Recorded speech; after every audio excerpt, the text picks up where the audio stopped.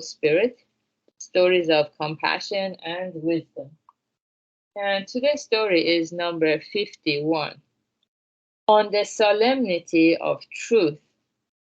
Truth has no relation to human thought or convenience. Whether we accept the truth or not, whether it amazes us or not, whether we feel right about it or not, whether it suits our convenience or not, none of this has any bearing on the truth. Herein lies its solemnity. Okay, let's read it one more time. On the solemnity of truth. Truth has no relation to human thought or convenience. Whether we accept the truth or not, whether it amazes us or not, whether we feel right about it or not, whether it suits our convenience or not, none of this has any bearing on the truth. Herein lies its solemnity. Okay, it's another condensed section here that encapsulates so much of Buddhism. Truth, definition of truth in Buddhism is only something that permeates what Buddha called the 3 worlds and 10 directions. 3 worlds refers to the axis of time, so past world before we were born, present world from birth to death, and the future world after we die.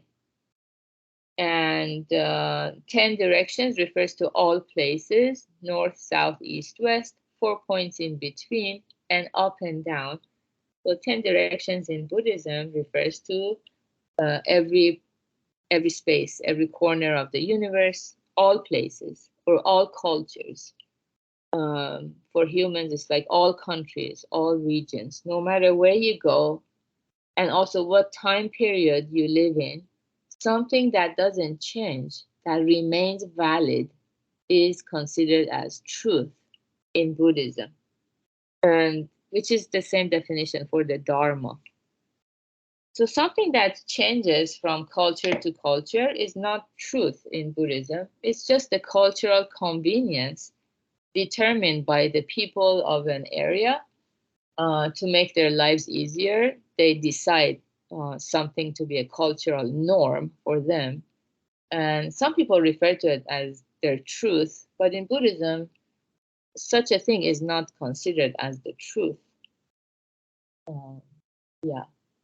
It's just a cultural convenience they have.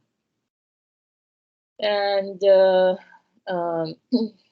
yeah.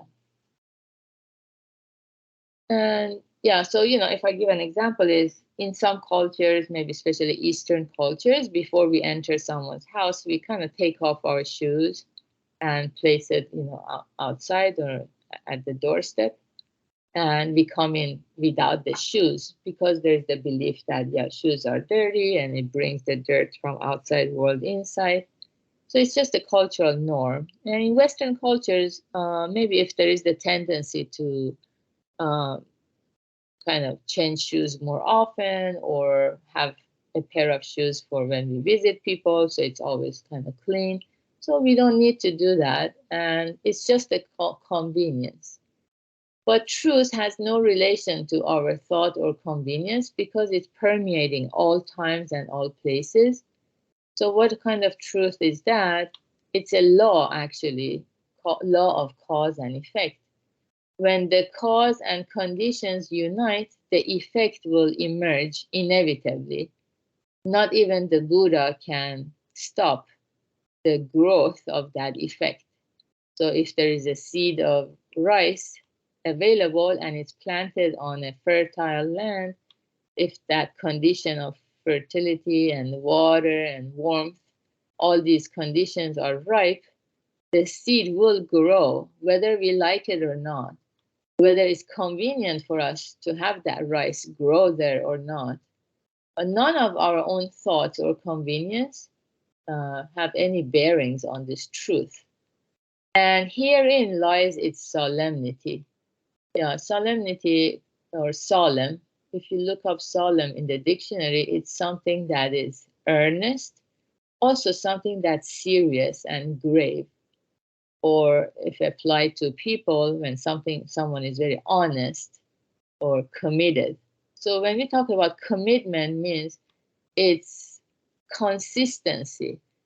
It's easy to do good deeds for a while and then kind of say stop doing it. So there's no commitment, there's no consistency. So then it lacks that truthfulness.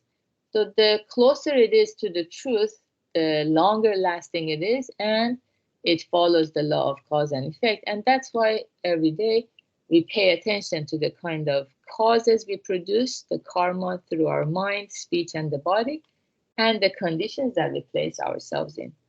And yeah, and especially now, today or tomorrow, we might spend time with our family members or friends.